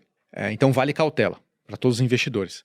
Já no longo prazo, eu acho que a tese de investimento da China ela permanece relativamente sólida. Eu não vejo motivos para acreditar numa ruptura. Eu acho que a China depende do mundo e o mundo depende da China. Nem tem os incentivos para isso. Na minha visão, até se houver uma ruptura, de às vezes acabar o partido único e alguma outra coisa acontecer. Mas a economia não vai sumir 1 bilhão de pessoas lá para parar de consumir. Exatamente. Hoje é a segunda maior economia do mundo. E caminha a passos largos para se tornar a primeira. Tem um motivo. Isso não vai desaparecer de um dia para o outro. O mercado consumidor, 1 bilhão e 300 milhões de pessoas, 400 milhões de pessoas, vão continuar lá. Elas vão continuar ocupando o primeiro lugar do ranking populacional. Né? O foco em inovação e tecnologia também está cada vez mais presente. Eu falei desses fatores de crescimento que estão agora em destaque na China, que é a inovação tecnológica, migração para serviços, uma população demanda interna, né? Então consumo interno. Tudo isso vem acontecendo e vai continuar. Eles não vão parar de consumir de uma hora para outra. Tem o potencial de dobrar a renda per capita nos próximos anos? Eu acho que sim. Eles saíram de $800, pularam para $10 mil. Então tem uma expectativa que chegue a $20 mil. Então começa a qualificar como um país, que hoje a China ela é tida como um país emergente, talvez como um país desenvolvido, talvez como um país de alta renda. Né? Mais de 500 milhões de chineses devem entrar para a classe média nesse período, nos próximos anos. Né? E a China tem mostrado alguns movimentos de integração com os investidores internacionais. As empresas podem estar baseadas na China, mas ela já tem um nível de integração, de exportação, de fonte de receita no mundo todo. Então são empresas globais. Olha o Alibaba. Né? É uma empresa global, ela tem fonte de receita no mundo todo, não só na China. Então isso já é uma realidade. Então a tese de longo prazo, ela me parece relativamente sólida. Então, para quem já está investido na China, ou para quem está considerando investir na China, primeiro, avaliar essa balança entre visão de curto prazo e longo prazo. Segundo, acompanhar com cautela as oportunidades, os desdobramentos de todos esses pontos que a gente discutiu aqui. E eu acho que, sem dúvida, considerar a China como um item básico de qualquer carteira de investimento balanceada. Porque é a segunda maior economia do mundo, não dá para ignorá-la. Não dá para simplesmente você olhar e falar, olha, tá bom, talvez tenha um modelo econômico, tenha um modelo político, tem pontos que contrastam com o meu pensamento ocidental e eu, como investidor, vou simplesmente virar as costas. Tudo bem, você tem essa possibilidade, mas você talvez possa estar ignorando uma economia que vai continuar crescendo.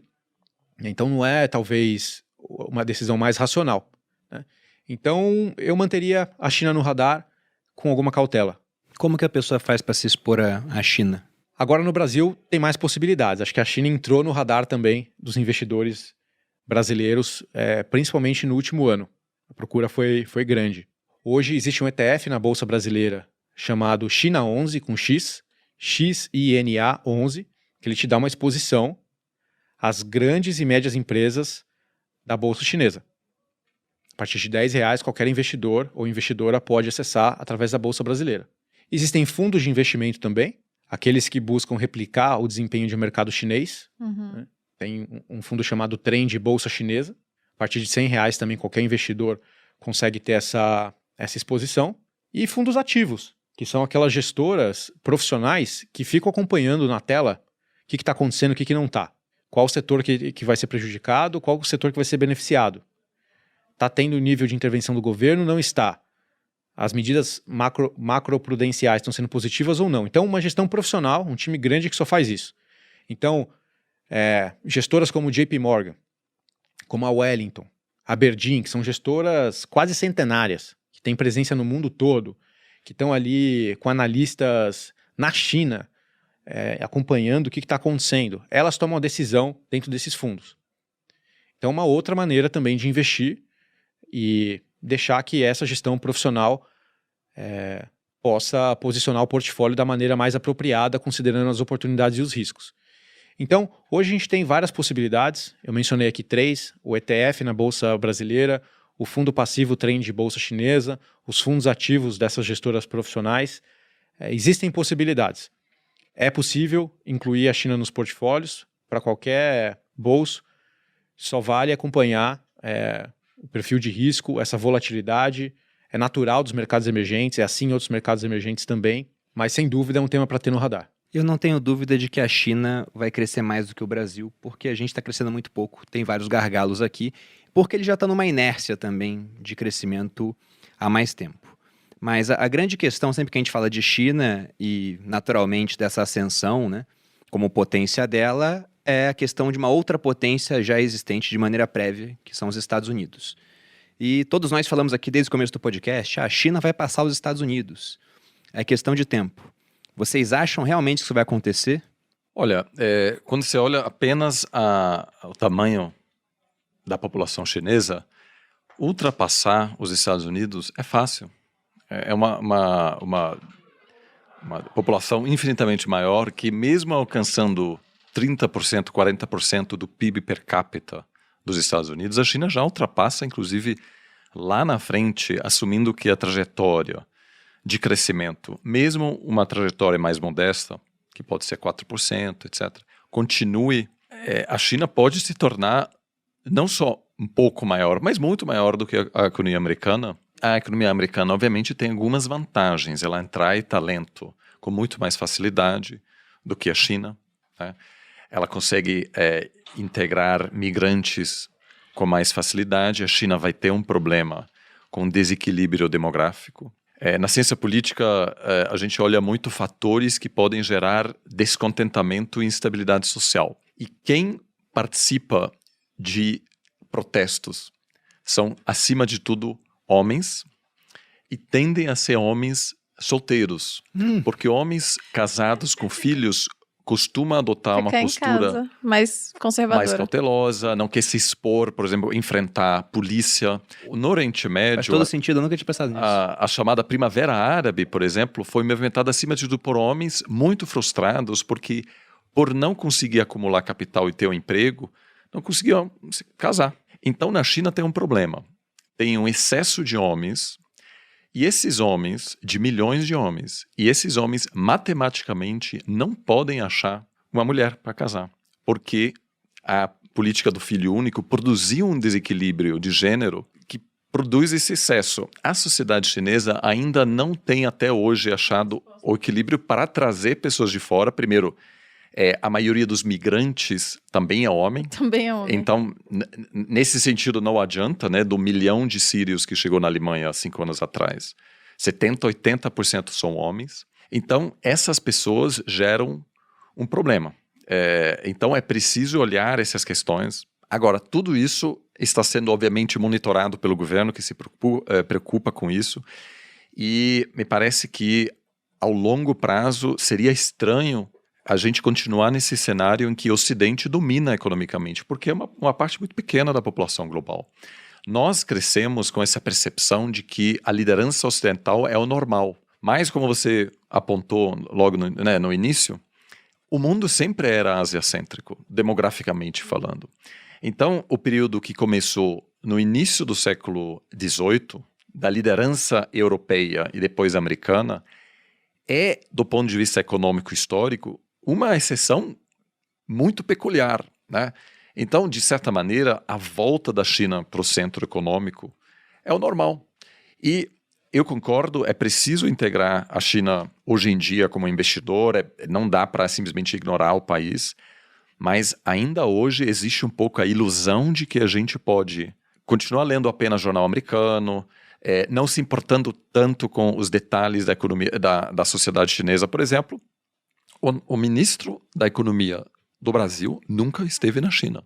Isso, ao longo prazo, se torna um problema. A elite brasileira, a elite econômica e política, não conhece bem a China. Então, isso envolve delegações de deputados, visitas de presidentes. O Temer, por exemplo, visitou a Ásia 3 vezes e não esteve em Washington, uma só vez. Isso é o futuro. Então, todo mundo precisa se adaptar. Os jornais não têm correspondente na China. Os grandes jornais têm correspondente em Nova York e Washington. Quantos jornais têm correspondente permanente em Xangai? Nenhum. Não tem presença lá. Então, o que acontece? O valor econômico, quando publica uma matéria, é um artigo que saiu na Financial Times no dia anterior, que o valor desse artigo é muito menor e a pessoa que escreveu isso para o Financial Times olhou para a China da perspectiva britânica, que também é uma perspectiva super importante. Então, esse ajuste, que já no mercado financeiro está muito claro, né? Lá ninguém tem dúvida disso, mas as universidades precisam se adaptar, né? E eu me preocupo, confesso, porque os meus alunos vão ocupar cargos de destaque no Brasil daqui a 20 anos. Daqui a 20 anos, a China provavelmente terá um peso econômico muito superior e a vasta maioria dos meus alunos terá alguma relação profissional com a China. Seja recebendo delegações chinesas, seja abrindo uma sucursal de uma empresa brasileira lá, seja vendendo para a empresa chinesa. E, querendo ou não, o Brasil continua fingindo que dá para dar um jeito sem se expor muito a essa realidade, porque a China é muito longe. O Brasil é um dos poucos países, junto com a Argentina, Paraguai e Uruguai, que não tem voo direto para a China. O resto do mundo tem. Por quê? Porque a distância é tão grande que não dá. Então, ainda eu acho que a gente continua achando, China está muito longe, a gente, enfim. É um problema porque o número de sinólogos no Brasil é muito pequeno, o número de diplomatas que falam chinês é minúsculo e, de novo, os jovens querendo, continuam preferindo outros lugares, que eu entendo, fazer intercâmbio em Barcelona é mais legal do que viver... Quem pode culpá-los, né? Então, mas é preciso, eu acho que, iniciar esse ajuste que envolve parcerias em todos os níveis da sociedade, o setor privado já está fazendo isso, mas também o governo brasileiro incentivando o fortalecimento dessa relação, deixando claro que buscar uma relação maior com a China não quer dizer que a gente está de acordo com tudo que acontece lá, né? Não pode ser que alguém que diz vamos investir na China seja chamado de comunista, não tem nada a ver. É uma realidade e a gente precisa se adequar a ela em vez de dizer, nossa, isso é ótimo ou isso é ruim, eu torço para os Estados Unidos, eu torço para a China. O Brasil vai estar no meio, precisa ter boas relações com os dois, mas que hoje envolve dar bem mais ênfase na China para sair dessa situação de assimetria de conhecimento. A China tem uma compreensão muito sofisticada da situação política no Brasil. Eu me assusto muito, e durante essa viagem que eu fiz, visitando cidades até menores, cujo nome eu nunca tinha ouvido falar antes. Cidades com 5, 6 milhões de habitantes. Alunos fazendo perguntas sobre o que acontece no Brasil que demonstram um conhecimento muito profundo. Que nem o brasileiro tem. Eu falei, quantos brasileiros têm a capacidade de entender dinâmicas em províncias chinesas, em antecipar muitas das coisas que a gente está discutindo aqui? Né? A crise da Evergrande não é uma grande surpresa para quem vem acompanhando a China. Né? O dono da Evergrande já teve que gastar 1 bilhão em 2018 para resgatar a empresa. Mesmo assim, muita gente aqui está assustada. Por quê? Porque a gente ainda se dá o luxo de acompanhar mais as notícias americanas. Olha o tempo de TV dedicada à eleição nos Estados Unidos, né? Na Globo News. É certo, é importante, é interessante, é fascinante, mas na China, que também é um país muito mais difícil de se cobrir, porque essas questões não acontecem livremente. Uhum. Então é uma outra maneira de cobrir, mas a gente precisa dar essa ênfase. Sobre essa questão da crise demográfica que a China provavelmente vai ter no futuro, tem uma gestora chamada Dália, né, o pessoal da Dália Capital, que tem uma tese muito interessante que eles chamam de Pax Americana. E eles falam lá, basicamente, através de 4 motivos, porque os Estados Unidos são um país muito interessante e porque devem se manter um país bom para você investir ao longo do tempo. Talvez não a maior potência do mundo, mas ainda um bom país independentemente disso. E eles falam da força das instituições, eles falam da questão da liderança tecnológica, né? Mas deixando muito claro que tecnologia é copiável, depois de um tempo você cria alguma coisa nova, outros copiam. Os portugueses foram liderança durante quase um século porque criaram as caravelas. De repente outros países pegaram, Portugal perdeu ali o seu domínio tecnológico. Depois eles chegam na questão geográfica, falando sobre o tamanho do território de um país, poucos vizinhos e vizinhos pouco problemáticos, né? Canadá e México, ainda que o México tenha lá um certo problema com os Estados Unidos, questão de imigração, Mas nada comparado, por exemplo, ao Brasil com vários vizinhos, ou com a China que tem vizinhança com o Afeganistão, com Índia, com conflito territorial. Em tudo que eles falam, você pode olhar assim para a China e falar, não, tá passando nos critérios, né? Mas a hora que você chega na demografia que o bicho pega. Que eles falam assim, os Estados Unidos têm uma vantagem demográfica muito interessante. Eles usam estatísticas do Census Bureau, onde eles mostram o crescimento da população entre 1990 e 2020, população entre 15 e 64 anos. O Brasil, por exemplo, teve um crescimento de mais de 60% da população nesse período. E grande parte do nosso crescimento de economia foi por conta disso. É mais gente trabalhando, a produtividade aumenta da economia, esse pessoal que começa a ser produtivo trabalha, tem renda, se tem renda consegue consumir, o consumo deles vira renda de outra pessoa. O Chile cresceu uns 50%, os Estados Unidos uns 25% e a China uns 25% também, sob uma base que já era maior, né? Mas cresceu dessa forma, muito mais homens do que mulheres por conta da política do filho único, que começou no final da década de 70 e durou até 2013, mais ou menos. Foi nesse período. Só que, embora agora eles queiram que o comportamento da população mude, a média do comportamento já está definida. Até as construções, como você disse, Oliver, são feitas para famílias de 3 pessoas. E até uma vez me fizeram um questionamento. Imagina a situação do homem solteiro chinês, que ele tem os pais vivos e os avós vivos, né? Ele não tem com quem casar e tem 6 pessoas para ajudar no sustento, muitas vezes, se o custo de vida está subindo bastante. Então, é uma situação complicada. Mas aí, você vê como é que pode ficar mais complicada quando olha a previsão do crescimento populacional entre 2020 e 2050. E por mais que seja uma previsão que ela possa mudar, a demografia ela dá um razoável nível de previsão para períodos mais longos, né? E o que eles botam? Que a população do Brasil vai ficar estagnada, e isso me deixa um pouco cabreiro com o Brasil, porque imagina uma população que não vai crescer, envelhecendo, com uma previdência que acabou de ser reformada, mas já gastamos o que a gente ia economizar com previdência, então a gente vai ter um problema mais à frente. Vamos explicar. A culpa é sua que não tá tendo filho. Não tá tendo filho? Nossa, então, né? É, tem que Porque o meu parir. pai, na minha idade, já tinha 2 filhos, Eu pô. tenho que ter tempo pra parir, tá difícil. Mas o Brasil não vai crescer nada. A China deve reduzir em 20% a população. Então, do 1,3 bilhão, cairia ali para 1 bilhão e pouquinho, né? Ainda uma população muito grande. Mas os Estados Unidos, dentre os países que eu tô vendo aqui no gráfico, tem Rússia, China, Japão, Coreia, França, Brasil, são o único país que continua crescendo, 10%. Porque os americanos ainda têm mais filhos, mas não é só o crescimento em termos de número de filhos, é porque também recebem muita imigração. Gente chegando, é. Só que o ponto é que eles recebem uma imigração que não é só formada de pessoas que vão para lá para trabalhar em empregos que os americanos não querem. Recebem muita mão de obra qualificada também. E por isso que eu te perguntei para onde os melhores estudantes, para quem você dá aula, querem ir.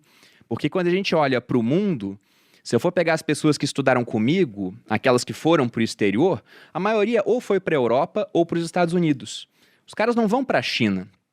Então, eles têm pouca capacidade de atrair cabeças muito brilhantes. E será que as cabeças mais brilhantes da China estão ficando lá?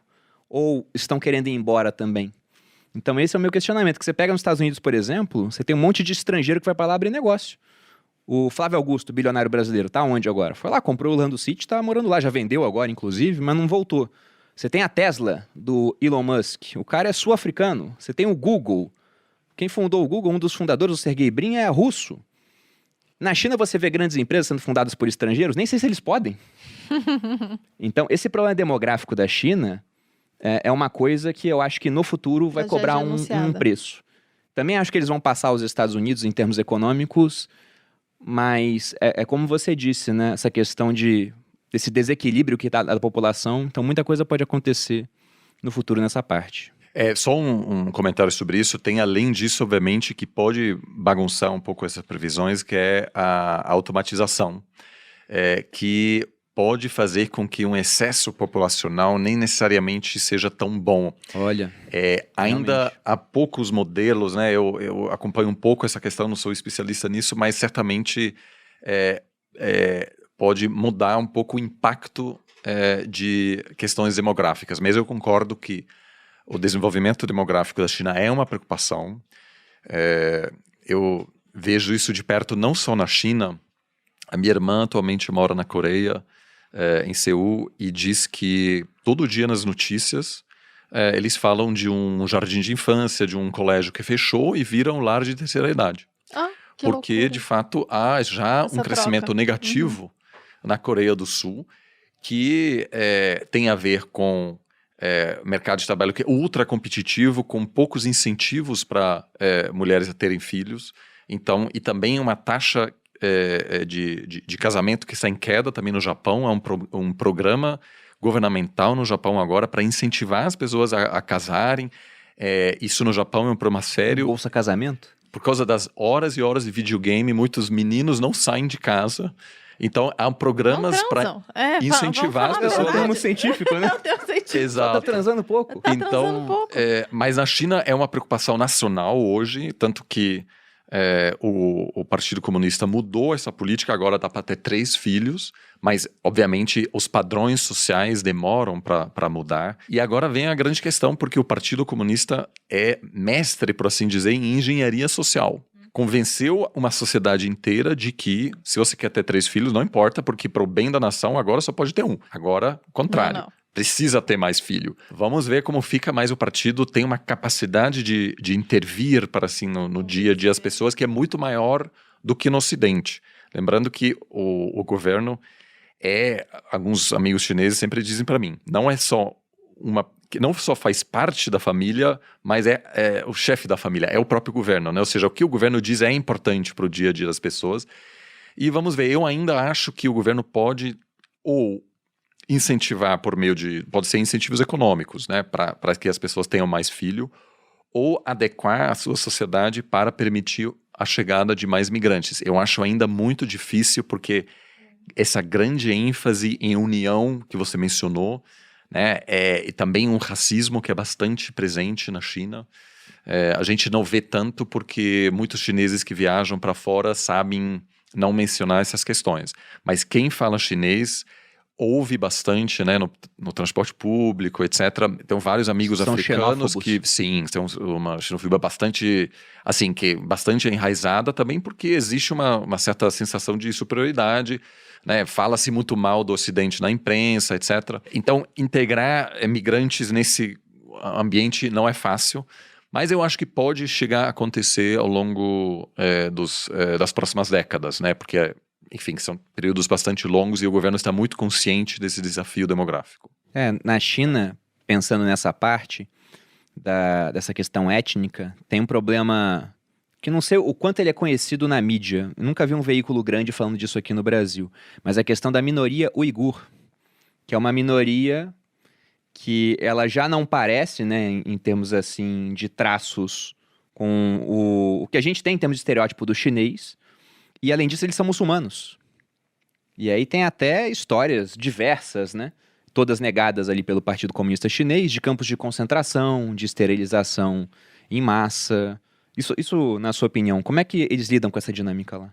Isso acontece, acima de tudo, na província de Xinjiang, que é uma província estratégica no oeste do país, que aos poucos foi ocupada. Isso não fez parte da China há milhares de anos, como a parte do litoral.